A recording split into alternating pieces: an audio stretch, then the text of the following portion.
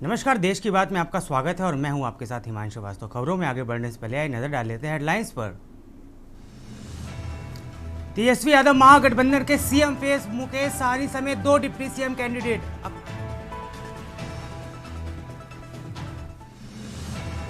PM Modi का आज बिहार के कार्यकर्ताओं से संवाद। बिहार के भविष्य पर वर्चुअल संवाद करेंगे पीएम मोदी।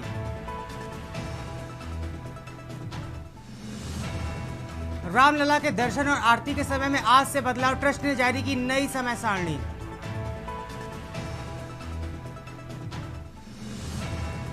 केदारनाथ के कपाट बंद, 55 किलोमीटर की यात्रा कर बाबा ऊखीमठ पहुंचेंगे।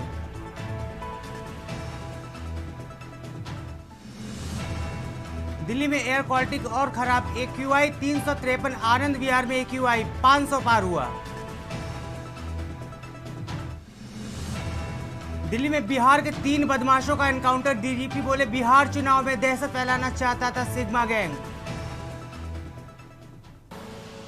आप देख रहे हैं के न्यूज, खबरों का सारथी। अब रुक करते खबरों का खबर आपको राजधानी लखनऊ से बताने जा रहे हैं, जहां सीएम योगी आदित्यनाथ ने बड़ा फैसला लिया है। आपको बता दें, फायर सर्विस में जल्द बनेगी स्पेशलाइज्ड यूनिट। दुर्घटनाओं से निपटने के लिए यह यूनिट तैयार की जाएगी। राजधानी लखनऊ से आपको इस वक्त की बड़ी खबर बता रहे हैं।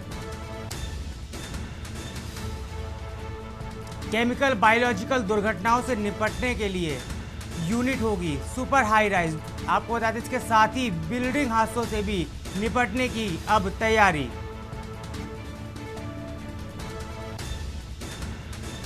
अट्ठानवे राजपत्रित 922 अब राजपत्रित नए पदों के सृजन का रास्ता अब साफ होता दिखाई दे रहा है।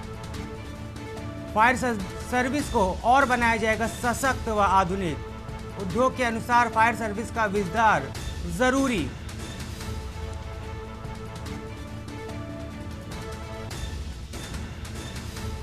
फायर विभाग के कैडर रिव्यू की आवश्यकता जताई गई।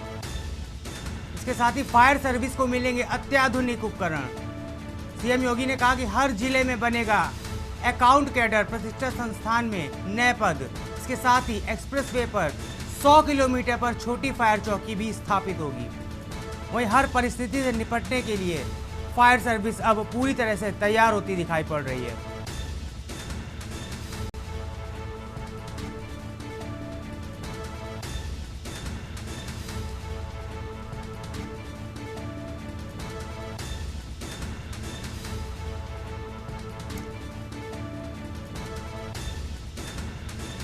अहम जानकारी आपको राजधानी लखनऊ से बता रहे हैं। सीएम योगी आदित्यनाथ ने बड़ा फैसला लेते हुए फायर सर्विसेज में जल्द स्पेशलाइज्ड यूनिट को बनाने का फैसला लिया है। दुर्घटनाओं से निपटने के लिए अब यूनिट पूरी तरह से तैयार रहेगी। केमिकल बायोलॉजिकल दुर्घटनाओं से निपटने के लिए यूनिट तत्परता के साथ मुस्तैद रहेगी। सुपर हाई राइज बिल्डिंग हादसों में निपटने की भी अब तैयारी कर ली गई है।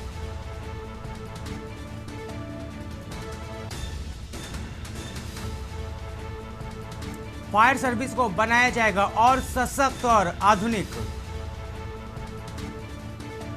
सीएम योगी के अनुसार उद्योग के फायर सर्विस का विस्तार जरूरी। फायर विभाग के कैडर रिव्यू की आवश्यकता जताई गई।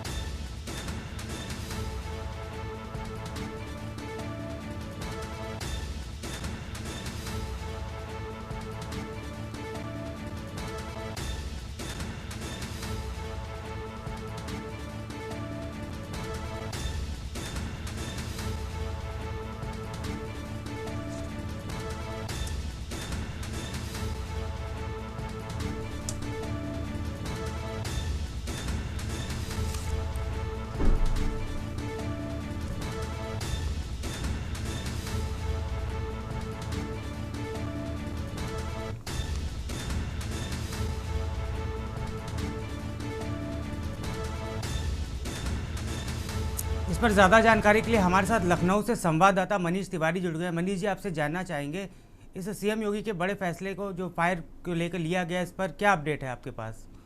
जी बिल्कुल, जिस प्रकार से देखा जाए, मुख्यमंत्री ने आज जी। जो है फायर सर्विस को आधुनिकीकरण करने के लिए जो है पूरे दिशा निर्देश जो है जारी किए, और जिसमें देखा जाए जिसमें केमिकल, बायोमेडिकल, रेडियोलॉजिकल दुर्घटनाओं तथा सुपर हाई टेंशन बिल्डिंग जैसी परिस्थितियों से निपटने के लिए जो ये मुख्यमंत्री के द्वारा ये निर्देश जारी किए गए।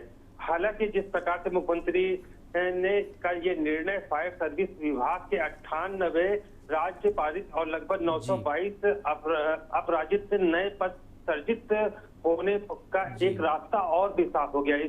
इस आदेश के बाद जो है रोजगार की भी व्यवस्था होगी, और इसमें जो युवा हैं उनकी जो है भर्तियां होंगी। तो जिस प्रकार से ये आदेश है, इस आदेश के अंदर देखा जा सकता है कि काफी इससे लोगों को राहत होगी। एक्सप्रेस वे पर जो है जिस प्रकार से वहां पर बूथ बनेंगे, इसके भी इसी में आदेश है। तो हर कैडर और प्रत्येक जनपद में प्रशिक्षण संस्थान और नए पदों की प्रशासनिक दक्षता और का एक सुधार करने के लिए जो है मुख्यमंत्री के द्वारा ये आदेश दिया गया है। तो कहा जा सकता है कि जिस प्रकार से रोजगार लोगों को, युवाओं को मिल सके, और साथ ही साथ जो सुविधाएं हैं वो बढ़नी चाहिए।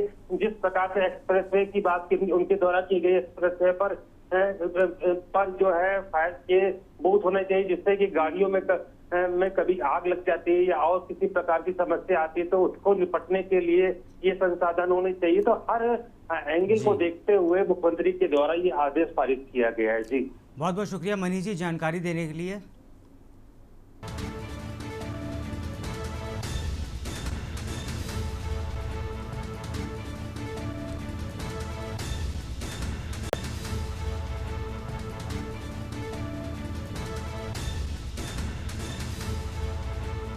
अहम जानकारी आपको राजधानी लखनऊ से बता रहे हैं। यहाँ सीएम योगी ने फायर सर्विस को लेकर बड़ा फैसला लिया है। आपको बता दें, फायर सर्विस में जल्द बनेगी स्पेशलाइज्ड यूनिट। इसके साथ ही दुर्घटनाओं से निपटने के लिए ये यूनिट पूरी तरह से अब तैयार रहेगी।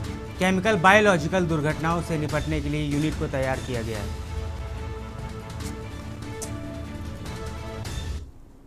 खबर कानपुर से, जहां आनंदेश्वर परिसर में आनंदेश्वर गणेश प्रांगण में श्री धन महालक्ष्मी कुबेर धाम को 51 लाख नोटों से श्रृंगार किया गया। श्रृंगार मंदिर प्रबंधक नहीं बल्कि भक्तों के सहयोग से किया गया। धनतेरस की इस श्रृंगार की तैयारी चल रही थी, जो 110 से भक्तों से सहयोग से श्री धन महालक्ष्मी कुबेर धाम को नोटों से श्रृंगार किया गया। जब यह श्रृंगार हटेगा तब इन्हीं पैसे से सभी 110 भक्तों को वापस कर दिया जाएगा, जिससे वह धन उस धन को अपनी तिजोरी में रख सके और महालक्ष्मी का वास हमेशा बना रहे।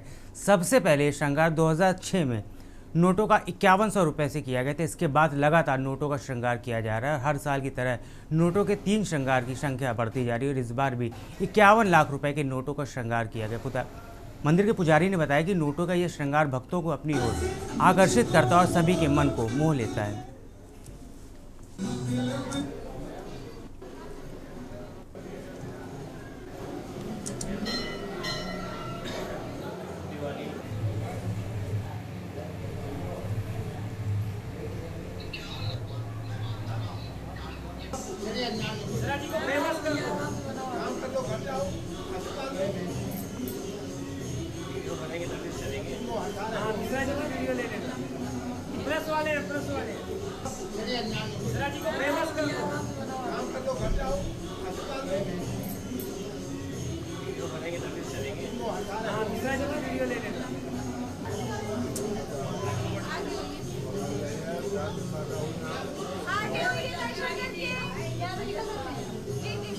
महालक्ष्मी महामाया के दरबार में सन 2000 से 5100 रुपए से श्रृंगार शुरू हुआ था।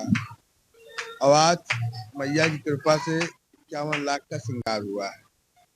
ये जो श्रृंगार हुआ है ये भक्तों की माता के प्रति आस्था है, क्योंकि भक्त की ये इच्छा होती है कि हम कुछ रुपए दे के सब लोगों ने मिलके किसी ने 21,000 दिया, किसी ने 51,000 दिया।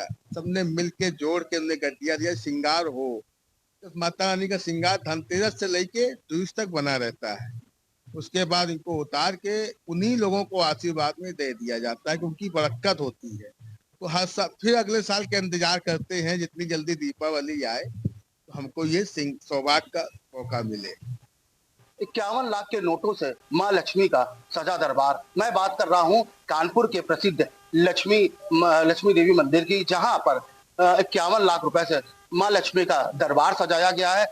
अब मैं आपके अपने कैमरामैन से दिखाना चाहूंगा, ये मंदिर परिसर है। आपको दिखा दूं जो मंदिर में कलाकृतियां जो लगी हुई हैं वो नोटों से सजाई गई हैं। आप देख सकते हैं शुभ दीपावली 100 रुपए के नोटों से सजाई गई है। वहीं अगर बात करी जाए तो 50 रुपए के नोटों से सजाई गई है। वहीं अगर बात करी जाए तो 10 के, 20 के, मतलब 200 के, हर प्रकार के नोटों से मंदिर को सजाया गया है। वहीं अगर बात करी जाए तो कुबेर जी महाराज यहाँ पे स्थापना है। वहीं राधा रानी के एक चित्र दर्शित आपको दिखा रहा हूँ मैं, राधा रानी का चित्र है और राधा रानी के चित्र में नोटों से सजाया गया है। वहीं अगर बात करी जाए कुबेर जी महाराज की, तो वही कुबेर जी का महाराज का जो मंदिर है वो भी नोटों से सजाया गया है। हमारे साथ मंदिर के पुजारी हैं, आइए जानते हैं इस मंदिर का क्या इतिहास है और कितने नोटों से ये मंदिर सजाया गया। जी, क्या नाम है आपका? योगेश त्रिपाठी। मंदिर आज नोटों से सजाया गया है, मतलब कितने लाख रुपए के नोटों से सजाया गया? 51 लाख रुपए से। और ये जो 51 लाख रुपए नोटों से सजाया गया है कि इस दिवाली में सजाया गया कि हर वर्ष ये श्रृंगार है? इस बार 51 लाख पहली बार हुआ है, नहीं हर बार नोटों का श्रृंगार होता था। जब से कुबेर जी की स्थापना हुई पहली बार, तो 51 लाख का श्रृंगार पहली बार। मेरा नाम जितेंद्र मोहन वाजपेयी। ये बताइए, आज मंदिर माँ का श्रृंगार हुआ है, कितने लाख नोटों का श्रृंगार? ये 51 लाख रुपए का श्रृंगार हुआ है और सन 2007 से चल रहा है। 5100 से शुरू हुआ था, आज माता रानी का 51 लाख का श्रृंगार हुआ है। क्या किसी भक्त द्वारा ये श्रृंगार हुआ है? ये बाबा श्याम वाजपेयी यहाँ के प्रबंधक हैं, उनकी एक इच्छा थी यहाँ पे नोटों का श्रृंगार, तो भक्तों के द्वारा ये श्रृंगार प्रारंभ हुआ है। भक्तों से किसी से 51,000 रुपए, किसी से 21,000 रुपए, कम से कम अब की बार 110 लोगों से सब कलेक्ट किया गया है, तब ये श्रृंगार हुआ है माता रानी। जिस तरीके से देखा कि मंदिर के जो पुजारी थे उन्होंने बताया कि हर भक्त से कुछ ना कुछ श्रद्धा पूर्वक पैसा लिया गया है, वहीं उन पैसों से मंदिर को सजाया गया है। ये कार्यक्रम 2007 से चलता चला आ रहा है। पहले 5100 रुपए से मंदिर की स्थापना हुई थी, 5100 रुपए से मंदिर को सजाया गया था। वहीं आज 51 लाख रुपए के नोटों से मंदिर का श्रृंगार हुआ है। कानपुर से के न्यूज से मोहित पांडे, कानपुर।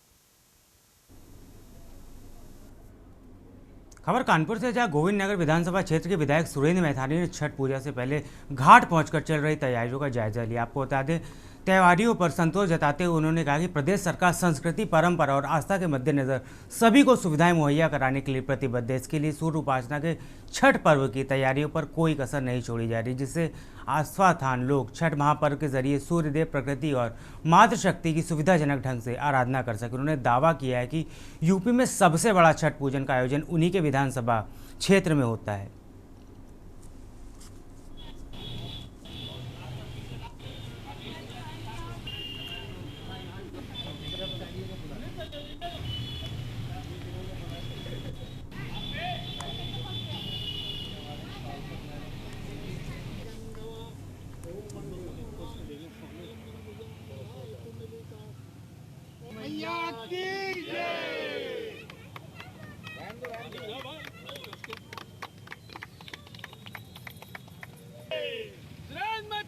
जिंदाबाद, जिंदाबाद, हमारा नेता कैसा हो?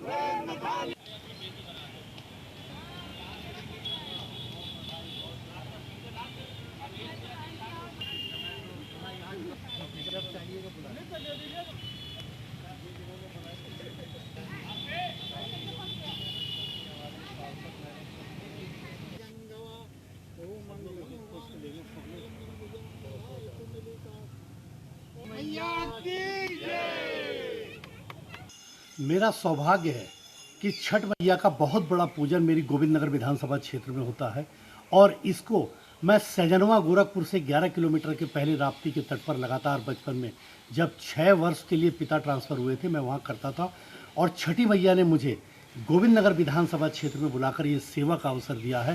तभी गोविंद नगर विधानसभा क्षेत्र के अंतर्गत प्रत्येक घाटों को मैं 6-6 महीने पहले लग करके स्वच्छता का, उनको जीर्णोद्धार करने का और तमाम व्यवस्थाओं को व्यवस्थित करके छठी मैया के भक्तों के चरणों में समर्पित करने का काम करता हूँ। अहम जानकारी को सीतापुर से बताने जा रहे हैं। जिला जेल में मुलाकात के लिए बहनों की लंबी कतारें देखने को मिल रही है। आपको बता दें, जेल प्रशासन बहनों की भाइयों से लगातार मुलाकात करा रहा है। सुबह 9 बजे से मुलाकातों का सिलसिला वहां पर शुरू हुआ। आपको बता दें, करीब 400 महिलाओं के आने की इसमें संभावना जताई जा रही है। शाम तक जेल गेट पर बहनों ने की लगातार मुलाकातें कराई जा रही हैं। वही कैदी भाइयों से मिलकर बहनों के चेहरों पर मुस्कान साफ देखी जा सकती है।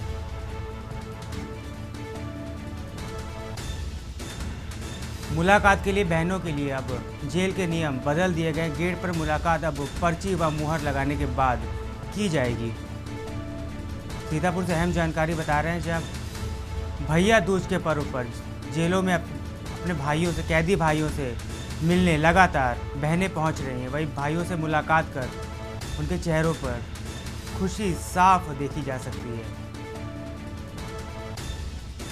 जेल प्रशासन लगातार बहनों की, उनके भाइयों से मुलाकात करा रहा है। आपको बता दें, सुबह 9 बजे से ही मुलाकातों का सिलसिला जारी है।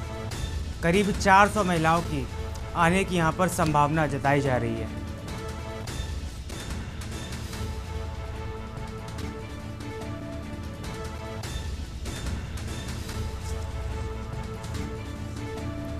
मुलाकात के लिए अब जेल प्रशासन की तरफ से कुछ नियमों में भी बदलाव किया गया है। अब गेट पर मुलाकात पर्ची व मुहर लगाने की व्यवस्था शुरू हो गई है।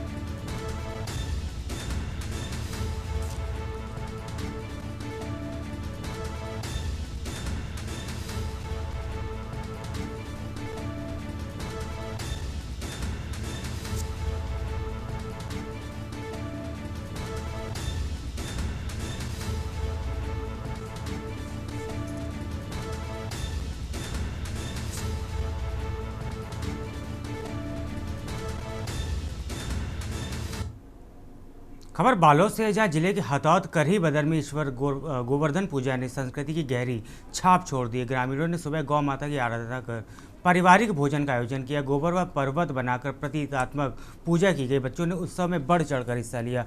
महिलाएं मंगल गीतों के साथ परिक्रमा करती रही। बुजुर्गों ने मौसम की दिशा में देखकर फसल के वर्ष का अनुमान लगाया। पटाखों, दीपों और गीतों से पूरा माहौल जीवंत हो गया। सुहाई बांधने की रस्म ने श्रद्धा को एक नया आयाम दिया। यह आयोजन केवल धार्मिक ही नहीं बल्कि सामाजिक समरसता और प्राकृतिक जुड़ाव का प्रतीक बनता दिखाई पड़ा।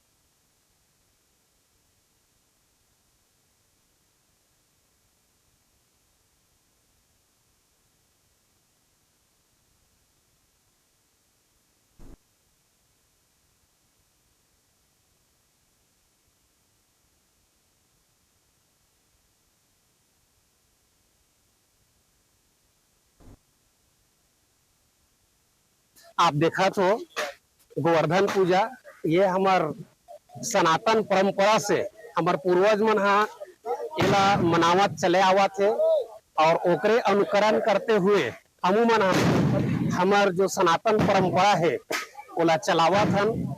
हमार पूर्वज मन के मानना रही से कि पूरा खेती बाड़ी यही गौधन के माध्यम से होते और वही गौधन ला धन्यवाद स्वरूप ओला माने का कहना चाहिए ओकर आशीर्वाद के रूप में। निश्चित ही आज दिवाली है और हमारे परंपरा ये आ रही है कि आज गोवर्धन पूजा है और गोवर्धन पूजा के शुभ अवसर पर हम एक जगह गांव में इकट्ठा चौराहे में होते हैं और वहां पर सामूहिक रूप से गोवर्धन पूजा करते हैं और साथ ही एक दूसरे को बधाई देते हैं और साथ ही गांव के डी डोंगर डांग डोरी का नाचन यहाँ पर होता है और सब मिलजुल कर एक दूसरे को माथे में तिलक लगाकर गोबर का तिलक लगाकर सब एक दूसरे को दिवाली की बधाई देते हैं।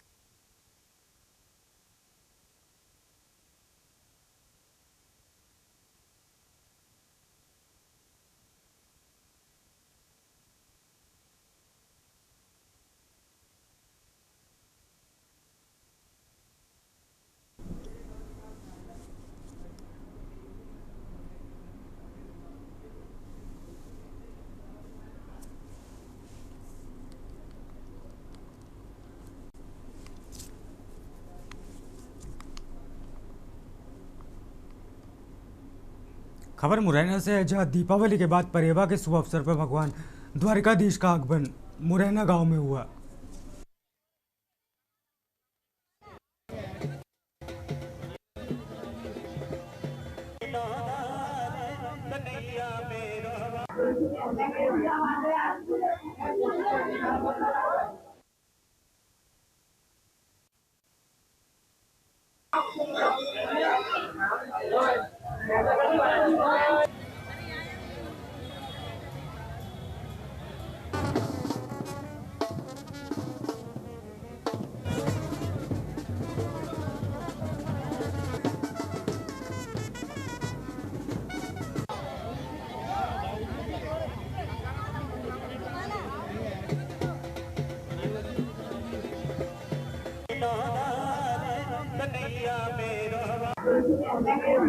वर्षों से दिवाली की परेवा पर यहाँ पर लीला मेला आयोजित किया जाता है। धार्मिक मान्यता के अनुसार इसी दिन भगवान श्री कृष्ण ने अपने परम भक्त संत गोपेश्वर स्वामी को दर्शन दिए थे और वचन दिया था कि प्रत्येक वर्ष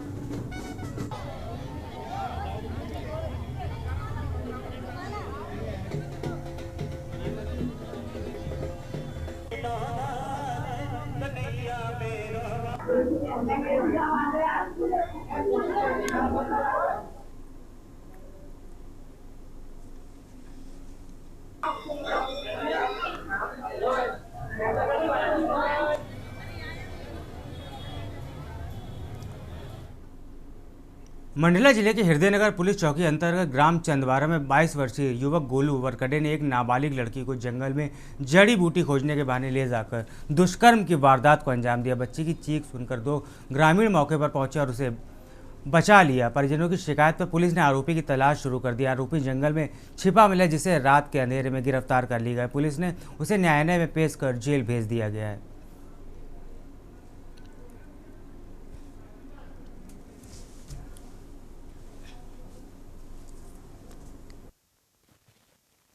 हृदयनगर चौकी क्षेत्र में चंदवारा ग्राम में एक की शिकायत प्राप्त हुई कि एक वहाँ पे नाबालिग बालिका है, उसके साथ स्थानीय जो व्यक्ति नरेंद्र वरकड़े उसके द्वारा बलात्कार करने का प्रयास किया गया है।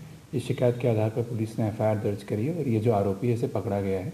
मूलतः जब वो घटना कारित कर रहा था तो वहाँ के स्थानीय लोगों को ही बच्चे के रोने की जानकारी प्राप्त हुई और उनके द्वारा तत्काल उसकी जानकारी उपलब्ध करवाने पर एफआईआर दर्ज कर इस आरोपी को पकड़ा गया।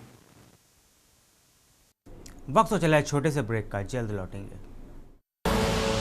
आप देख रहे हैं के न्यूज, खबरों का सारथी। ब्रेक के बाद आपका स्वागत है। अब आपको खबर बताने जा रहे हैं प्रयागराज से। माफिया अतीक के बेटे की याचिका को खारिज कर दिया गया। अहम जानकारी इस वक्त ही आपको प्रयागराज से बता रहे हैं। उमर अहमद की जमानत याचिका कोर्ट की तरफ से खारिज कर दी गई है। जिला न्यायालय प्रयागराज ने याचिका को खारिज किया है। अपराध की गंभीरता को देखते हुए कोर्ट की तरफ से याचिका खारिज कर दी गई है। जिला न्यायालय प्रयागराज ने यह याचिका खारिज की है।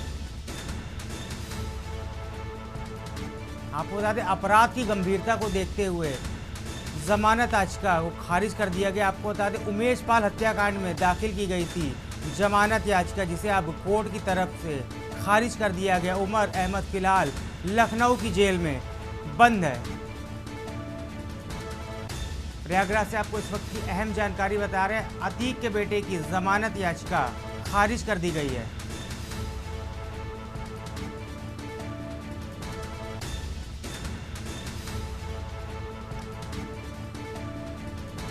पर ज्यादा जानकारी के लिए हमारे साथ संवाददाता मधुर दरबारी जुड़ते हैं। मधुर, आपसे जानना चाहेंगे इस खबर को लेके क्या जानकारी है आपके पास? उमेश पाल हत्याकांड में आरोपी रहे उमर अहमद, जो माफिया अतीक अहमद के लड़के भी हैं, उनकी जो जमानत याचिका थी उसको जो है नामंजूर कर दिया गया है। उसको पूरी तरह से खारिज कर दिया गया है। जिला न्यायालय प्रयागराज में जो है ये जमानत याचिका जो है यहाँ पे दाखिल की गई थी उनकी जमानत को लेकर के, क्योंकि इस समय वो लखनऊ जेल में बंद है। और उसको लेकर के जो यहाँ पे जो न्यायाधीश यहाँ के स्पेशल कोर्ट थे, उन्होंने उसको जो पूरी तरह से खारिज कर दिया है। और मैं आपको बता दूं कि जो उमेश पाल हत्याकांड हुआ था उसमें इनको जो आरोपी माना गया था, लेकिन इनके जो वकील है, जो अहमद का जो वकील है, उसका कहना था कि ये जो याचिका है पीछे उनका मेन उद्देश्य था कि उस समय जो उमर अहमद थे वो लखनऊ की जेल में बंद थे, इसलिए उन्होंने कहा था कि उनका उसमें हाथ नहीं है। लेकिन उसके बावजूद जो है जो सरकारी वकील थे उन्होंने अपनी तहरीर दी, उन्होंने जो दलीलें दी उसमें उन्होंने पूरी तरह से उन्होंने साबित कर दिया कि ये जो वहाँ पे जो भले ही वो जेल में थे उसके बावजूद भी जो है उन्होंने जो पूरा जो हत्याकांड हुआ है और वो धूमरगंज इलाके में हुआ था, वो उस हत्याकांड में पूरी तरीके से उमर अहमद जो है उनको जो है उसमें आरोपी बनाया गया है। और उसको लेकर के ये याचिका जो दाखिल की गई थी उसको जो कोर्ट है, न्यायालय है प्रयागराज न्यायालय, उसने पूरी तरीके से खारिज कर दिया गया है। धन्यवाद मधुर जानकारी देने के लिए। आपको प्रयागराज से अहम जानकारी बता रहे। अतीक के बेटे की जमानत याचिका कोर्ट की तरफ से खारिज कर दी गई है। जिला न्यायालय प्रयागराज ने जमानत की याचिका खारिज कर दी है। अहम जानकारी आपको राजधानी लखनऊ से बताने जा रहे हैं। सीएम योगी से मिलने पहुंचे आईजी जीआरपी। 2003 बैच के आईपीएस अधिकारी हैं आईजी राजेश मोदक। सीएम ने आईजी से बातचीत में कामकाज की समीक्षा की। जन सुरक्षा को प्रभावी बनाने के लिए सीएम योगी ने निर्देश भी दे दिए हैं। अहम जानकारी लखनऊ से बता रहे हैं। सीएम योगी से आईजी जीआरपी मिलने पहुंचे हैं। आपको बताते चले 2003 बैच के आईपीएस अधिकारी हैं राजेश मोदक। और आईजी से बातचीत में कामकाज को लेकर भी सीएम की तरफ से समीक्षा की गई। इसके साथ ही सीएम ने जन सुरक्षा को प्रभावी बनाने के लिए निर्देश दे दिए हैं।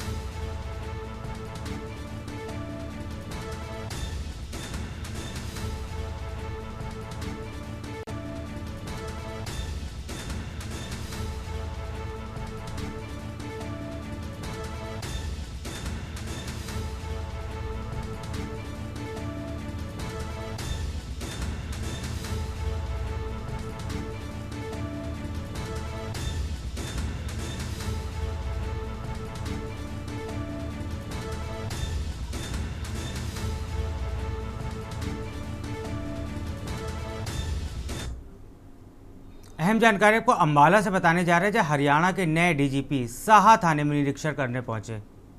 आपको बता दें, देर रात थाने में उन्होंने जायजा लिया। इसके साथ ही पुलिस अधिकारियों को उनके द्वारा सख्त निर्देश दे दिए गए हैं कि अब हर केस की जांच समय से पूरी हो।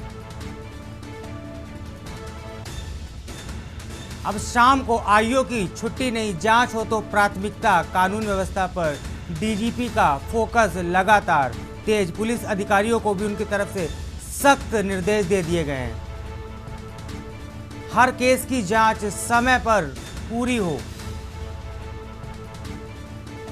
शाम को आईओ को अब छुट्टी नहीं मिलेगी, जांच की प्राथमिकता पर जोर दिया गया है। वही डीजीपी का कानून व्यवस्था पर फोकस तेज दिखाई पड़ रहा है।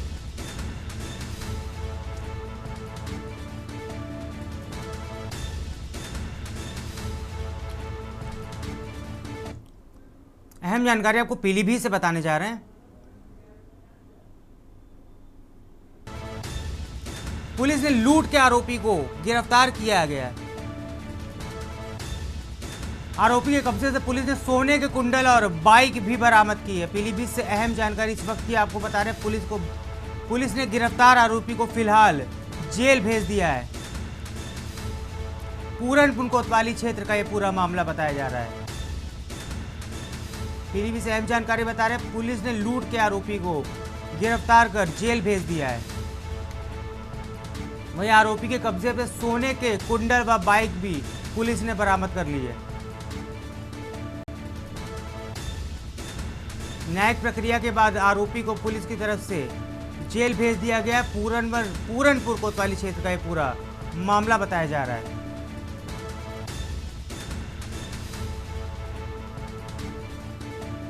लूट की कई संगीन वारदातों को यह आरोपी अंजाम दे चुका है। आरोपी के कब्जे पे सोने के कुंडल और बाइक भी पुलिस ने बरामद कर दी है। इसके साथ ही पुलिस ने गिरफ्तार आरोपी को जेल भेज दिया है। पूरन कोतवाली क्षेत्र का यह मामला बताया जा रहा है।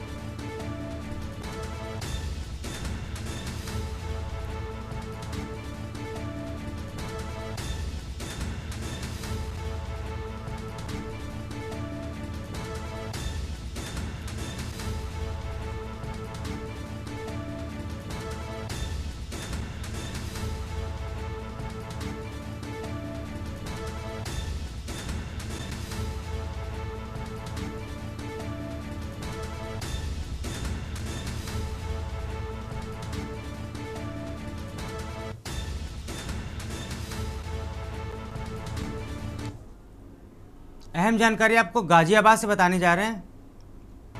दीपावली के दिन हत्या का पुलिस ने खुलासा कर दिया है।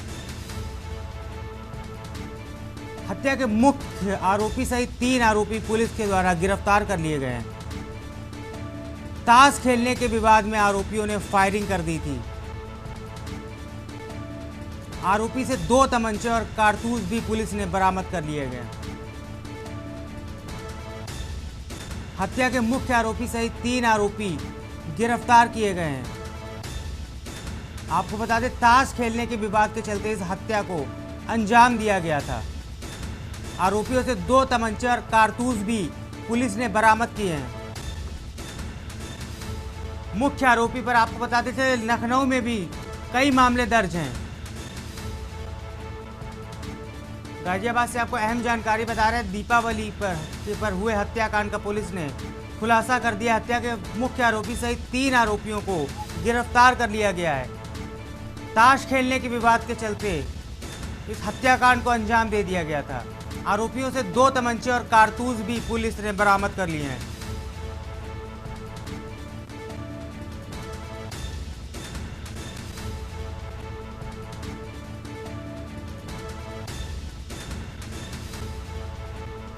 आपको बता दें, मुख्य आरोपी पर पहले से ही कई आपराधिक मामले दर्ज हैं।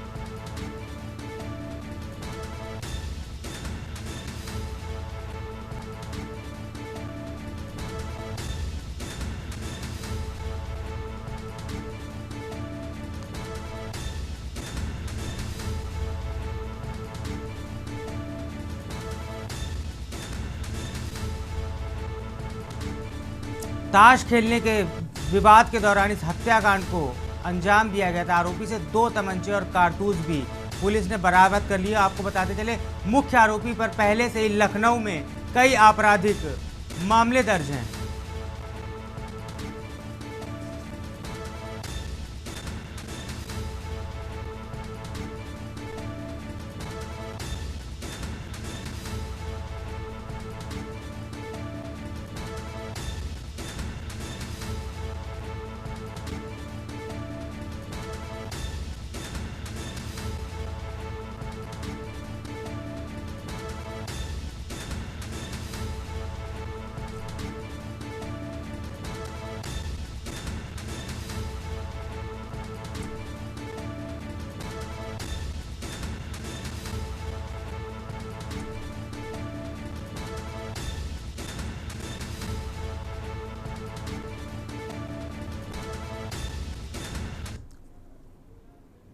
अहम जानकारी आपको चंडीगढ़ से बताने जा रहे हैं, जहां सीएम सैनी की अध्यक्षता में सीडीएससी की बैठक की गई है। बांध सुरक्षा पर विशेष निरीक्षण की चर्चा की गई है। डैम सेफ्टी एक्ट के तहत क्षेत्रीय मूल्यांकन, नियमित से हटकर विशेष जांच पर फोकस।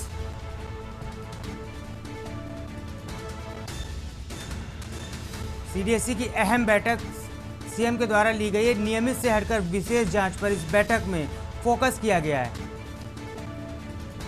सीएम सैनी की अध्यक्षता में सीडीएससी की बैठक की गई है। बांध सुरक्षा पर विशेष निरीक्षण पर बैठक में चर्चा की गई है। डैम एक्ट, सेफ्टी एक्ट के तहत क्षेत्रीय मूल्यांकन किया जाएगा। नियमित से हटकर विशेष जांच पर बैठक में फोकस किया गया है। सीएम सैनी की अध्यक्षता में सीडीएससी की बैठक की गई है।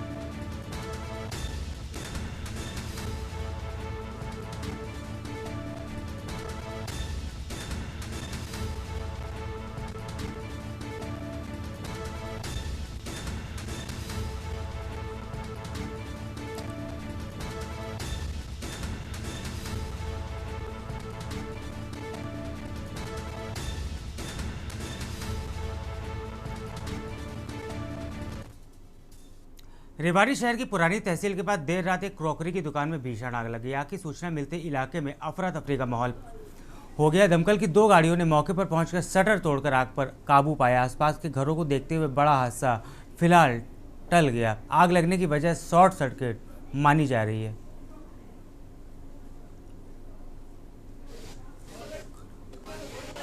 जैसी सूचना मिली हम तुरंत मौके पर पहुंचे और उसके बाद फायर ब्रिगेड को सूचित किया गया और फायर ब्रिगेड समय पर आ गई और समय रहते हुए आग पर काबू पा लिया गया।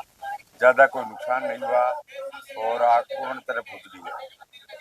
देखिए, फायर स्टेशन पर 10:04 पे सूचना मिली कि धारोड़ा चौंगी के पास में दुकान में आग लगी। जैसे ही आगे देखा हुआ तो शटर इसके बंद थे, धुआं इसमें से निकलने लग रही थी और ये अब आपके सामने है। आग पर ज्यादा कंट्रोल कर लिया गया। खबर झारखंड से है, जहां पर पुलिस ने गुप्त सूचना पर कार्रवाई करते हुए 2 अंतर जिला तस्करों को गिरफ्तार किया। उनके पास से 40 ग्राम ब्राउन शुगर और एक क्रेटा कार बरामद की है। इसका इस्तेमाल नशे की खेप में किया जा रहा था। गिरफ्तार आरोपी चतरा और गया के निवासी बताए जा रहे हैं। पुलिस ने बताया कि अभियान आगे भी इसी तरह से जारी रहेगा। इस कार्रवाई से पूरे क्षेत्र में हड़कंप का माहौल है और नशे के कारोबारियों में दहशत फैल गई है।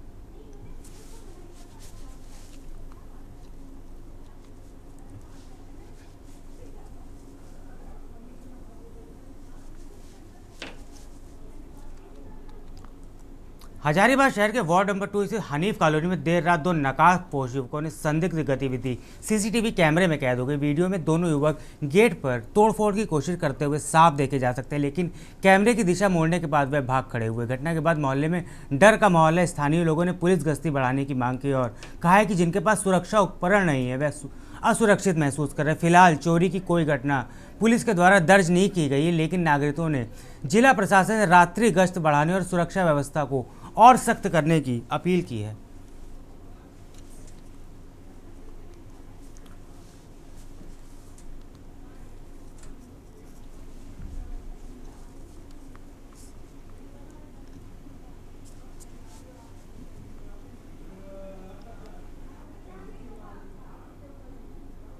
खबर गोड्डा से है, जहां सर्वोदय घाट भोरा में काली पूजा महोत्सव के अवसर पर विधायक प्रदीप यादव के नेतृत्व में देर शाम मुंबई के प्रसिद्ध कलाकारों द्वारा म्यूजिकल एंड डांस शो का शुभारंभ गुब्बारा व गुच्छा छोड़कर किया गया। इस कार्यक्रम के साथ स्थानीय लोगों ने माता काली के दर्शन कर मेले का लुत्फ आनंद उठाया। पेड़ैया घाट विधायक प्रदीप यादव ने कहा है कि सर्वोदय घाट बेहरा ये मेरी जन्म स्थली है, इस मिट्टी में पला बड़ा हूँ और खेल इसी मिट्टी में आप लोगों ने मुझे देखा है। इसी मिट्टी के लिए मैंने अपने खून का कतरा निछावर कर सेवा करूंगा। जब मैं अपना गांव सर्वोदय घाट बोरा आता हूं तो एक अलग ही शक्ति की अनुभूति प्राप्त होती है।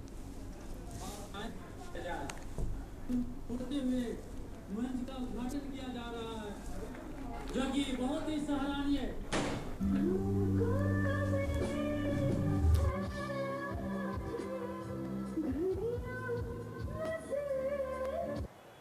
लेकिन ये कहना चाहता हूँ आप सबों को, उन सबों ने इस नींव को डाला था इस काली पूजा का।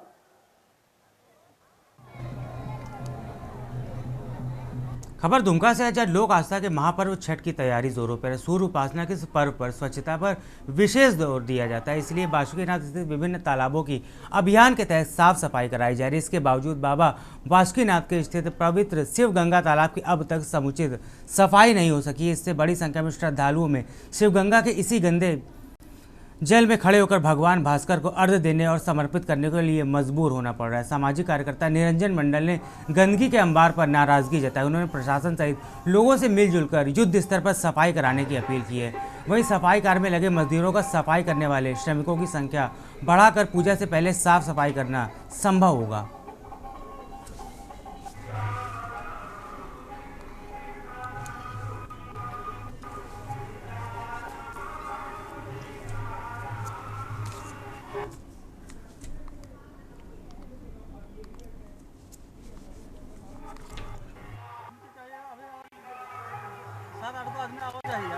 तब साफ हो पाएगा। 7-8 आदमी और चाहिए आपके अलावा, तब हो पाएगा। लेकिन ये जो कजली जल्दी लेके बासुकीनाथ की पावन नगरी में बासुकीनाथ क्षेत्र के अलावे भी हमारे बहुत सारे श्रद्धालु झारखंड बिहार से भी आते हैं, झारखंड के भी बहुत सारे जगह से भी आते हैं। रही बात साफ सफाई का, महज सर कुछ ही दिन बचा हुआ है, मात्र 2 से 3 दिन बचा हुआ है और मुझे नहीं लगता है कि 2 से 3 दिन में ये सफाई का कार्य संपन्न हो पाएगा। जो जितना ये कचरा बिखरा पड़ा हुआ है, तो इसके लिए जो है इसके संबंधित पदाधिकारी को सबसे पहले इसको संज्ञान में लेना चाहिए। खबर उत्तरकाशी, जहां भैया दूज पर्व पर गुरुवार करीब 12:30 बजे यमुनोत्री धाम के कपाट विधि विधान और दैविक मंत्रोच्चार के साथ शीतकालीन के लिए बंद कर दिए गए। इस मौके पर सैकड़ों श्रद्धालु धाम पहुंचे और मां यमुना के अंतिम दर्शन का लाभ लिया। अब अगले 6 माह तक मां यमुना की पूजा अर्चना खरसाली गांव के पर की जाएगी। कपाट बंद होने के साथ ही तीर्थ क्षेत्र में शीतकालीन धार्मिक परंपराएं भी देखने को मिल रही हैं।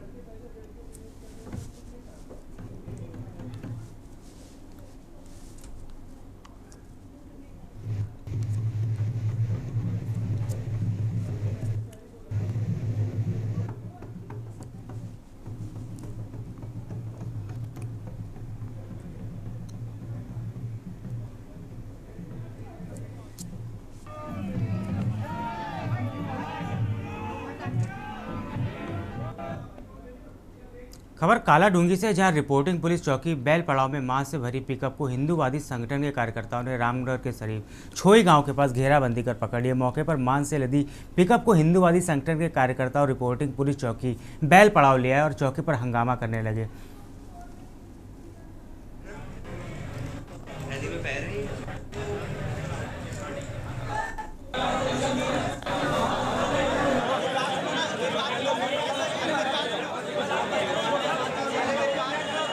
वहाँ पे हमने संपर्क साधा।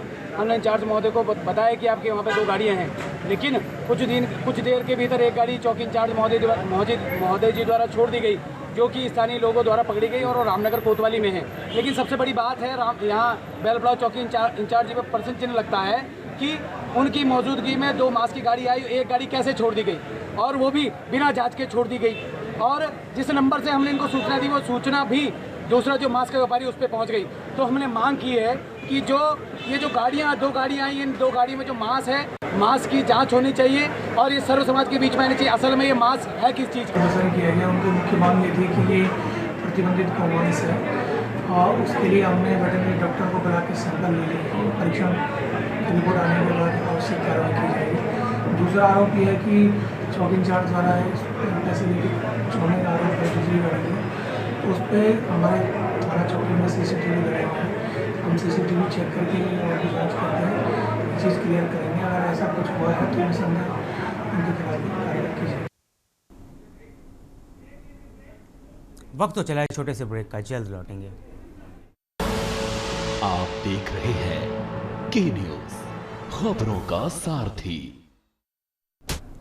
ब्रेक के बाद आपका स्वागत है। अब रुक करते हैं खबरों की ओर। खबर देहरादून से, जब भयंकर आपदाओं के बाद प्रदेश सरकार अब जनजीवन को सुचारू करने में जुटी हुई है, लेकिन दूसरी ओर कांग्रेस के वरिष्ठ नेता व पूर्व मुख्यमंत्री हरीश रावत सरकार पर सवाल खड़े करते दिख रहे हैं। हरीश रावत का कहना है कि आपदाओं के दौर में भाजपा सरकार ने पीड़ितों को ना तो कुछ दिया है, ना ही उनके लिए कुछ किया है।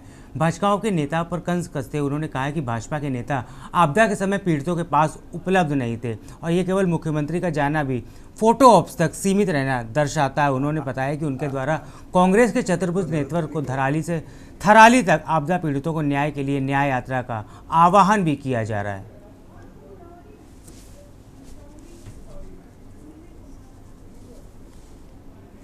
बीजेपी के लोग, विधायक और मंत्री जब आपदा में लोगों के पास नहीं गए, ये तो खाली मुख्यमंत्री जाकर के एक हमारी बुढ़िया माँ को जो है अपने कंधे पर जरा सा रुला लेते हैं, हाँ? उसके गम, अरे भाई, एक बेटा जो सक्षम बेटा है उसके कंधे में रह करके हमारी एक बहन या बेटी, हमारी माँ रोती है, उसका पोस्टरिंग आप सब मीडिया के लोग कर लेते हो। तो यही इनका आपदा यहीं तक तो सीमित है।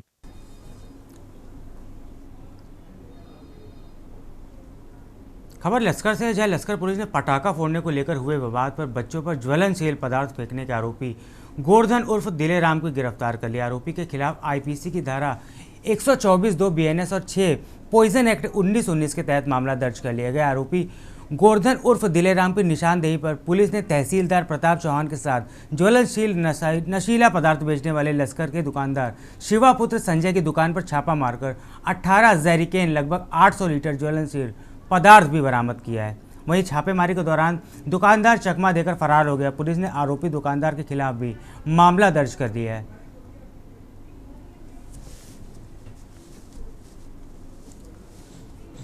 जो लक्सर में वो जो ज्वलनशील पदार्थ वाला, उसमें पुलिस ने सेम डे FIR दर्ज कर ली थी। जिस शख्स ने वो कृत्य किया उसको अरेस्ट करके हमने जुडिशियल रिमांड पे भेज रहे हैं। बाकी एक पीड़ित, दो तीन पीड़ित थे, एक उसमें थोड़ा ज़्यादा इंजर्ड है, उनका अभी ट्रीटमेंट चल रहा है। बाकी वो पदार्थ क्या था कैसा, उसका एग्जामिनेशन अभी बाकी है, लेकिन हमने जो रेलेवेंट सेक्शन थे उसमें FIR करके लीगल कार्रवाई स्टार्ट कर दी और बाकी विवेचना अभी जारी है। जो दुकान है उस ज्वलनशील पदार्थ भी बरामद हुआ? नहीं, वो अभी वो जांच का विषय, उसमें वो व्यक्ति उस लिक्विड को कहाँ से लेके आया, क्या लेके आया, इसमें अभी जांच चल रही है। इस वक्त की आपको बड़ी खबर हरिद्वार से बताने जा रहे हैं। जगजीतपुर में चोरी की वारदात को अंजाम दिया गया है। चोरों ने बैल मंडी के पास खड़ी बाइक को उड़ा लिया। सीसीटीवी कैमरे में चोरी की वारदात भी कैद हो गई है। लगातार चोरों के हौसले बुलंद होते दिखाई पड़ रहे हैं। फुटेज में बाइक स्टार्ट करते युवक साफ देखा जा सकता है।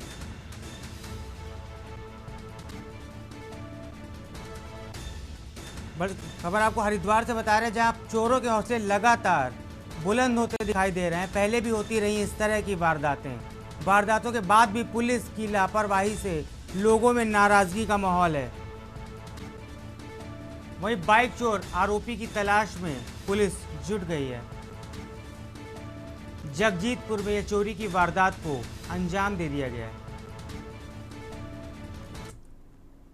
खबर देहरादून से, जहां दून अस्पताल के सामने एक युवक को गोली मारने की वारदात को अंजाम देने वाले 3 अन्य आरोपियों को पुलिस ने मुठभेड़ के दौरान गिरफ्तार कर लिया। एसएसपी अजय सिंह ने बताया कि एक विवाद को लेकर 2 पक्षों के बीच झगड़ा हो गया। इसके बाद दोनों पक्ष दून अस्पताल मेडिकल कराने पहुंचे थे। मेडिकल कराने के बाद अस्पताल के बाहर चाय की दुकान पर दोनों पक्षों में फिर से किसी बात को लेकर झगड़ा हो गया। इस दौरान झगड़े के बीच 2 लोग स्कूटी से पहुंचे और विवाद के बीच फायरिंग कर दी, जिससे पेट में गोली लगने से दीक्षांत गंभीर रूप से घायल हो गया। इस मामले में 3 अज्ञात लोगों के नाम भी सामने आए थे। आरोपियों के लालत तप्पड़ और डोईवाला क्षेत्र के संदिग्ध वाहन में गुजरने की सूचना प्राप्त हुई थी। पुलिस को देख आरोपियों ने फायरिंग शुरू कर दी, जिसने पुलिस को जवाबी फायरिंग करनी पड़ी। पुलिस ने मुठभेड़ के दौरान पुलिस की गोली लगने से 2 आरोपी घायल हो गए हैं, जिन्हें गिरफ्तार कर अब अस्पताल भेज दिया गया है।